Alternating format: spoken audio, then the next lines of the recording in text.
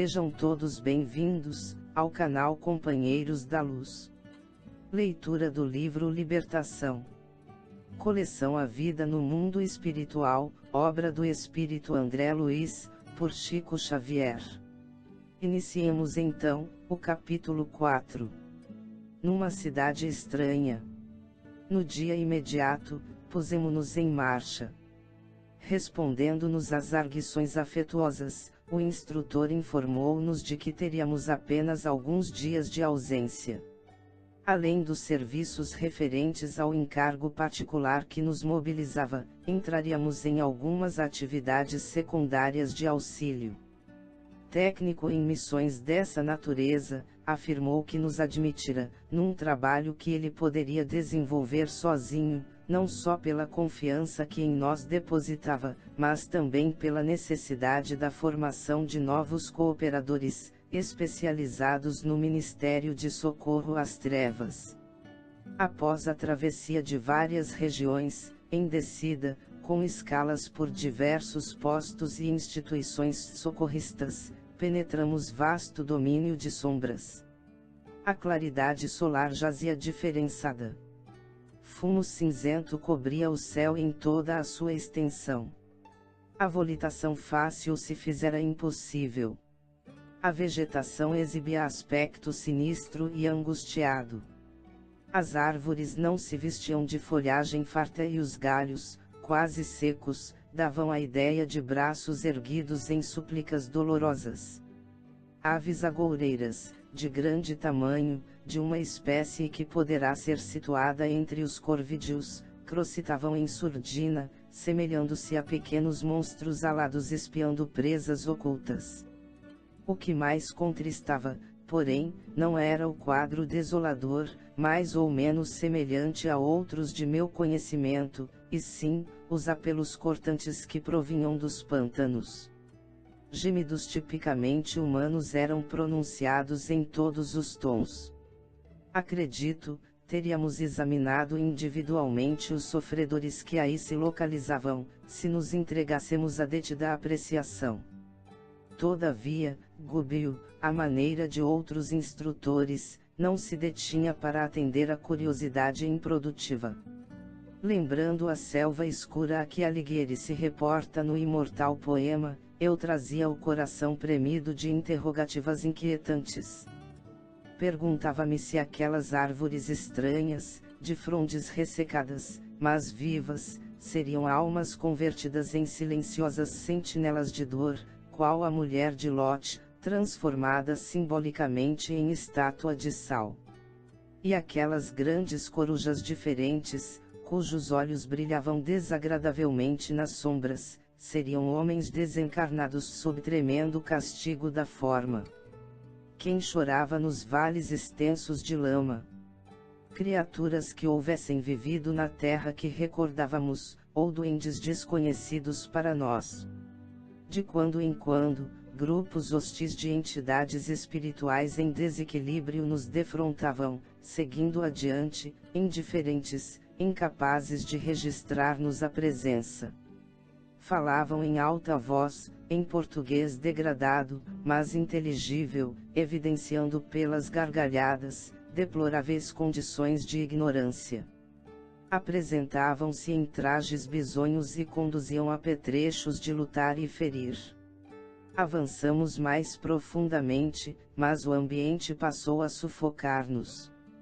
Repousamos, de algum modo, vencidos de fadiga singular, e Gubbio, depois de alguns momentos, nos esclareceu. Nossas organizações perispiríticas, à maneira de escafandro estruturado em material absorvente, por ato deliberado de nossa vontade, não devem reagir contra as baixas vibrações deste plano. Estamos na posição de homens que, por amor, descessem a operar num imenso lago de lodo, para socorrer eficientemente os que se adaptaram a ele, são compelidos a cobrir-se com as substâncias do pântano, sofrendo-lhes, com paciência e coragem, a influenciação deprimente. Atravessamos importantes limites vibratórios e cabe-nos entregar a forma exterior ao meio que nos recebe, a fim de sermos realmente úteis aos que nos propomos auxiliar. Finda a nossa transformação transitória, seremos vistos por qualquer dos habitantes desta região menos feliz.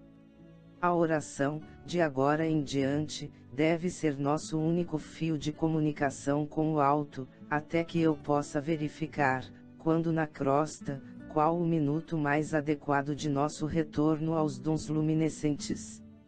Não estamos em cavernas infernais, mas atingimos grande império de inteligências perversas e atrasadas, anexo aos círculos da crosta, onde os homens terrestres lhes sofrem permanente influenciação.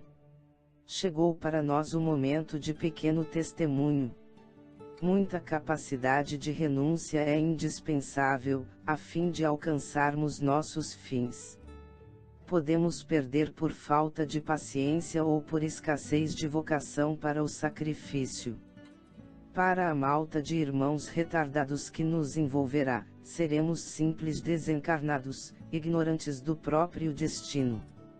Passamos a inalar as substâncias espessas que pairavam em derredor, como se o ar fosse constituído de fluidos viscosos. Eloy estirou-se, ofegante, e não obstante experimentar, por minha vez, asfixiante opressão, busquei padronizar atitudes pela conduta do instrutor, que tolerava a metamorfose, silencioso e palidíssimo. Reparei, confundido, que a voluntária integração com os elementos inferiores do plano nos desfigurava enormemente. Pouco a pouco senti-mo-nos pesados e tive a ideia de que fora, de improviso religado de novo ao corpo de carne. Porque embora me sentisse dono da própria individualidade, me via revestido de matéria densa, como se fosse obrigado a envergar inesperada armadura. Decorridos longos minutos, o orientador apelou, diligente. Prossigamos. Doravante, seremos auxiliares anônimos. Não nos convém, por enquanto, a identificação pessoal. Mas, não será isto mentir? Clamou Eloy, quase refeito. Gubil dividiu conosco um olhar de benevolência e explicou, bondoso. Não te recordas do texto evangélico que recomenda não saiba a mão esquerda o que dá a direita? Este é o momento de ajudarmos sem alarde. O Senhor não é mentiroso quando nos estende invisíveis recursos de salvação, sem que lhe vejamos a presença. Nesta cidade sombria, trabalham inúmeros companheiros do bem nas condições em que nos achamos. Se erguermos bandeira provocante, nestes campos, nos quais 95% das inteligências se encontram devotadas ao mal e à desarmonia, nosso programa será estraçalhado em alguns instantes. Centenas de milhares de criaturas aqui padecem amargos choques de retorno à realidade, sob a vigilância de tribos cruéis, formadas de espíritos egoístas, invejosos e brutalizados. Para a sensibilidade medianamente desenvolvida, o sofrimento aqui é inapreciável. Indaguei o instrutor, e há governo estabelecido num reino estranho e sinistro quanto este. Como não?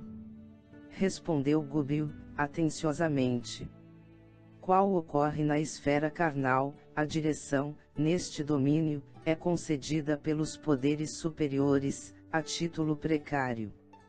Na atualidade, este grande empório de padecimentos regenerativos permanece dirigido por um sátrapa de inqualificável impiedade, que aliciou para si próprio o pomposo título de grande juiz, assistido por assessores políticos e religiosos tão frios e perversos quanto ele mesmo.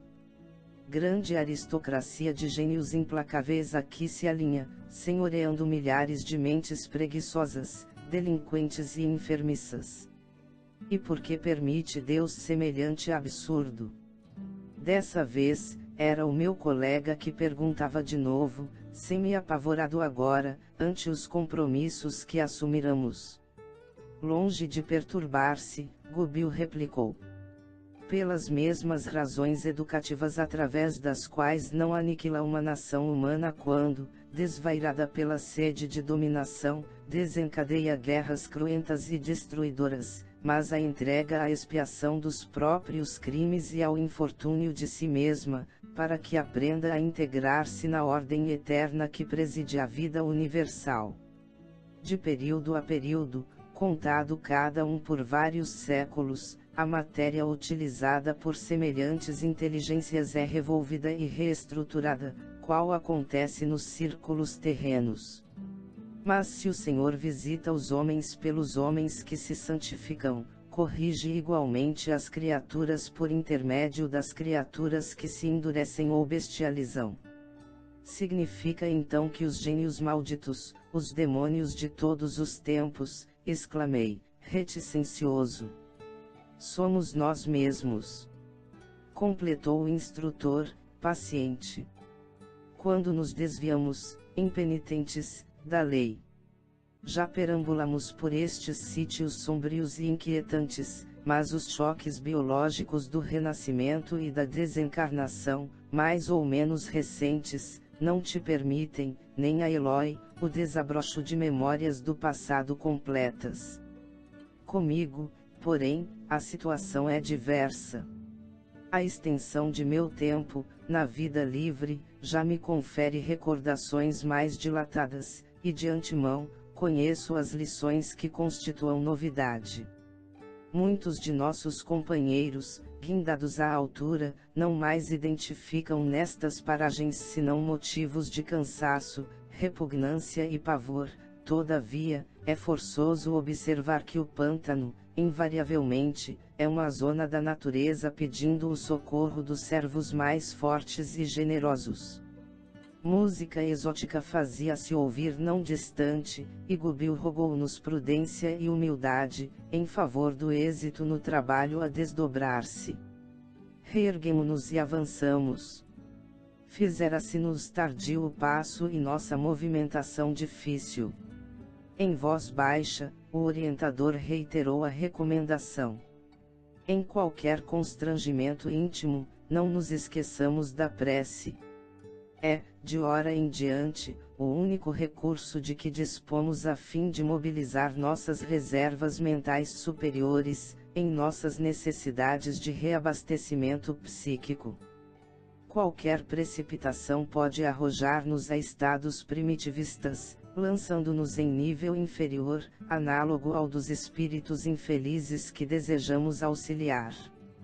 Tenhamos calma e energia, doçura e resistência, de ânimo voltado para o Cristo. Lembremo-nos de que aceitamos o encargo desta hora, não para justiçar e sim para educar e servir. Adiantamo-nos, caminho afora, como se fazia possível. Em minutos breves, penetramos vastíssima aglomeração de vielas, reunindo casario decadente e sórdido. Rostos horrendos contemplavam-nos furtivamente, a princípio, mas à medida que varávamos o terreno, éramos observados, com atitude agressiva, por transeuntes de miserável aspecto. Alguns quilômetros de via pública, repletos de quadros deploráveis, desfilaram a nossos olhos. Mutilados a centenas, aleijados de todos os matizes, entidades visceralmente desequilibradas, ofereciam-nos paisagens de arrepiar. Impressionado com a multidão de criaturas deformadas que se enfileiravam sob nosso raio visual, perfeitamente arrebanhadas ali em experiência coletiva, enderecei algumas interrogações ao instrutor, em tom discreto. Por que tão extensa comunidade de sofredores? Que causas impunham tão flagrante decadência da forma? Paciente, o orientador não se fez demorado na resposta. Milhões de pessoas, informou calmo, depois da morte, encontram perigosos inimigos no medo e na vergonha de si mesmas. nada se perde, André, no círculo de nossas ações, palavras e pensamentos.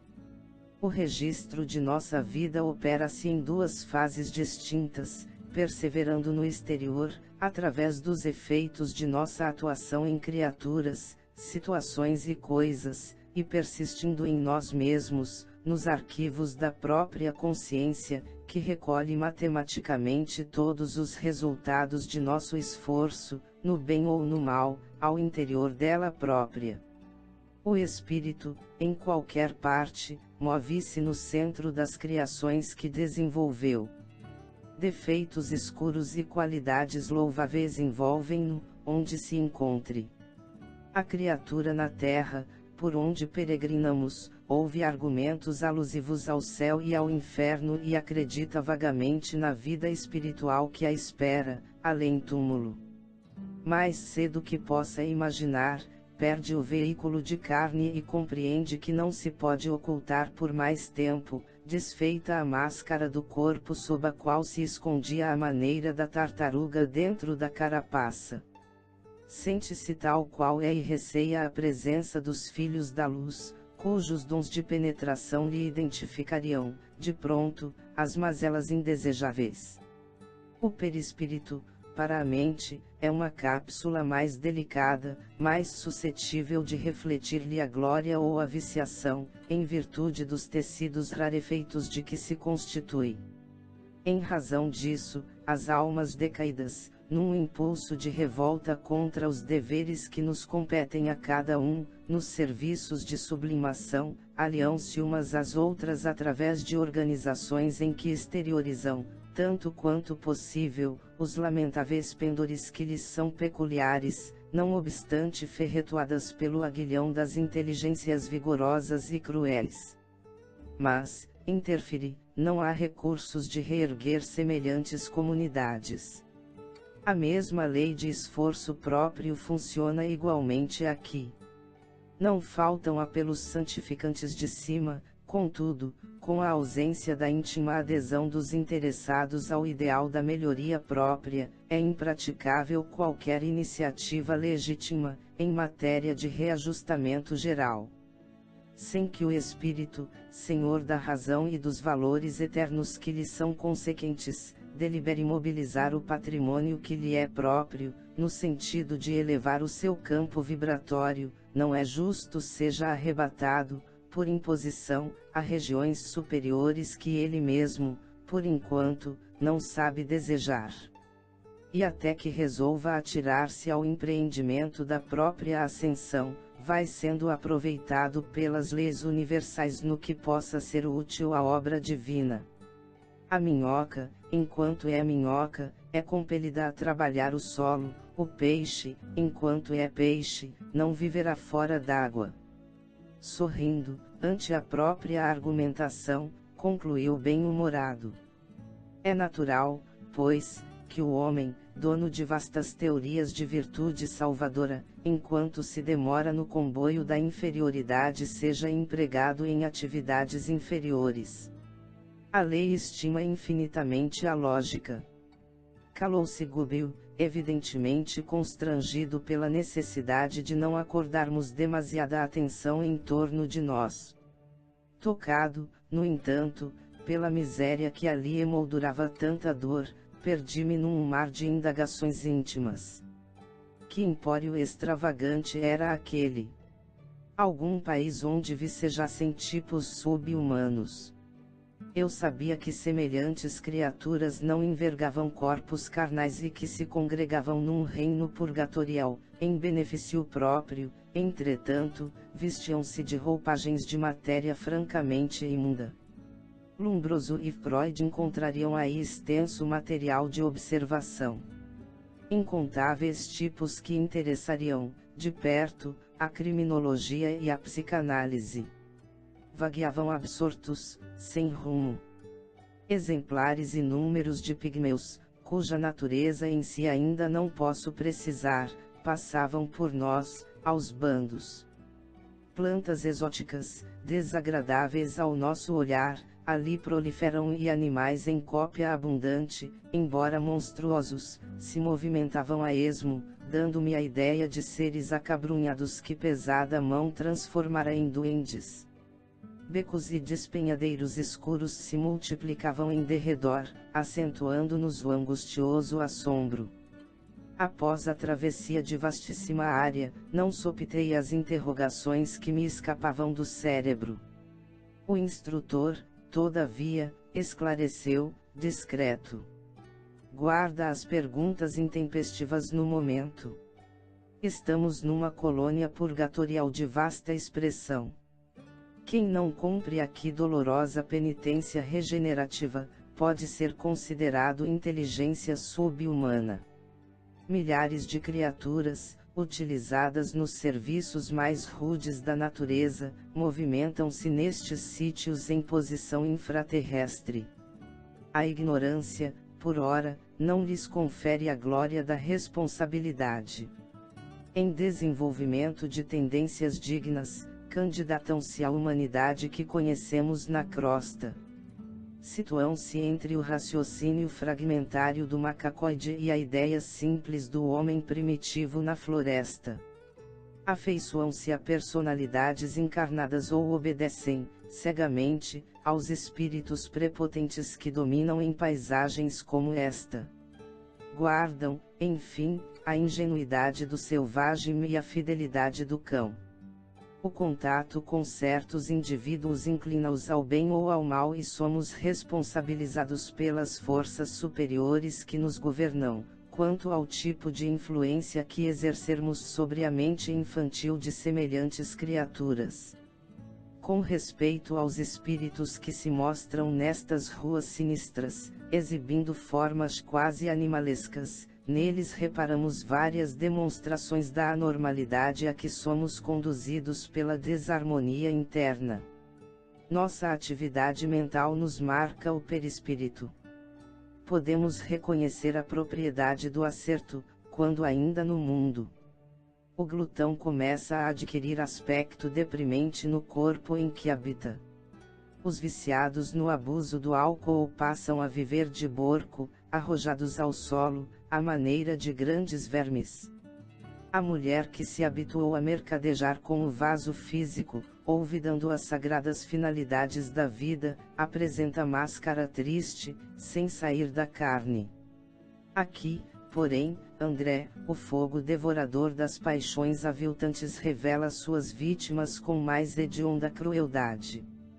Certo, porque eu refleti-se no problema de assistência, o orientador argumentou. É impraticável a enfermagem individual e sistemática numa cidade em que se amontoam milhares de alienados e doentes. Um médico do mundo surpreenderia aqui, a centenas, casos de amnésia, de psicastenia, de loucura, através de neuroses complexas, alcançando a conclusão de que toda a patogenia permanece radicada aos ascendentes de ordem mental. Quem cura nestes lugares há de ser o tempo com a piedade celeste ou a piedade celeste por intermédio de embaixadores da renúncia, em serviços de intercessão para os espíritos arrependidos que se refugiem na obediência aos imperativos da lei, inspirados pela boa vontade. Alguns transeuntes repulsivos ombrearam conosco e Gubil considerou prudente silenciar. Notei a existência de algumas organizações de serviços que nos pareceriam, na esfera carnal, ingênuas e infantis, reconhecendo que a ociosidade era, ali, a nota dominante. E por que não vi-se crianças, exceção feita das raças de anões, cuja existência percebia sem distinguir os pais dos filhos, arrisquei, de novo, uma indagação, em voz baixa. Respondeu o instrutor, atencioso. Para os homens da terra, propriamente considerados, este plano é quase infernal. Se a compaixão humana separa as crianças dos criminosos definidos, que dizer do carinho com que a compaixão celestial vela pelos infantes? E por que em geral tanta ociosidade neste plano? Indaguei ainda. Quase todas as almas humanas, situadas nestas furnas, sugam as energias dos encarnados e lhes vampirizam a vida, qual se fossem lampreias insaciáveis no oceano do oxigênio terrestre. Suspiram pelo retorno ao corpo físico, de vez que não aperfeiçoaram a mente para a ascensão, e perseguem as emoções do campo carnal com o desvario dos sedentos no deserto. Quais fetos adiantado absorvendo as energias do seio materno, consomem altas reservas de força dos seres encarnados que as acalentam, desprevenidos de conhecimento superior. Daí, esse desespero com que defendem no mundo os poderes da inércia e essa aversão com que interpretam qualquer progresso espiritual ou qualquer avanço do homem na montanha de santificação. No fundo, as bases econômicas de toda essa gente residem, ainda, na esfera dos homens comuns e, por isto, preservam, apaixonadamente, o sistema de furto psíquico, dentro do qual se sustentam, junto às comunidades da terra. A essa altura, defrontamos acidentes no solo, que o instrutor nos levou a atravessar. Subimos, dificilmente, a rua íngreme e, em pequeno planalto, que se nos descortinou aos olhos espantadiços, a paisagem alterou-se. Palácios estranhos surgiam imponentes, revestidos de claridade abraseada, semelhante à auréola do aço incandescente. Praças bem cuidadas, cheias de povo, ostentavam carros soberbos, puxados por escravos e animais. O aspecto devia, a nosso ver, identificar-se com o das grandes cidades do Oriente, de 200 anos atrás. Liteiras e carruagens transportavam personalidades humanas, trajadas de modo surpreendente, em que o escarlate exercia domínio, acentuando a dureza dos rostos que emergiam dos singulares indumentos. Respeitável edifício destacava-se diante de uma fortaleza, com todos os característicos de um templo, e o orientador confirmou-me as impressões, asseverando que a casa se destinava a espetaculoso culto externo. Enquanto nos movimentávamos, admirando o suntuoso casario em contraste chocante com o vasto reino de miséria que atravessáramos, alguém nos interpelou, descortês. Que fazem? Era um homem alto, de nariz adunco e olhos felinos, com todas as maneiras do policial desrespeitoso, a identificar-nos. Procuramos o sacerdote Gregório, a quem estamos recomendados, esclareceu Gubil, humilde. O estranho pôs-se à frente, determinou-lhe acompanhássemos as passadas, em silêncio, e guiou-nos a um casarão de feio aspecto. É aqui, disse em tom seco, e após apresentar-nos a um homem maduro, envolvido em longa e complicada túnica, retirou-se. Gregório não nos recebeu hospitaleiramente. Fitou em Gubil os olhos desconfiados de fera surpreendida e interrogou. Vieram da crosta, há muito tempo. Sim, respondeu nosso instrutor, e temos necessidade de auxílio. Já foram examinados? Não? E quem os enviou? Inquiriu o sacerdote, sob visível perturbação. Certa mensageira de nome Matilde. O anfitrião estremeceu, mas observou, implacável. Não sei quem seja. Todavia, podem entrar. Tenho serviços nos mistérios e não posso ouvi-los agora. Amanhã, porém, ao anoitecer, serão levados aos setores de seleção, antes de admitidos ao meu serviço. Nem mais uma palavra. Entregues a um servidor de fisionomia desagradável, demandamos porão escuro, e confesso que acompanhei Gubil e Eloy, de alma conturbada por receio absorvente e indefinível. Chegamos ao final deste capítulo. Não percam o próximo de número 5. Operações seletivas. Muito obrigado, boa reflexão, que Jesus abençoe a todos.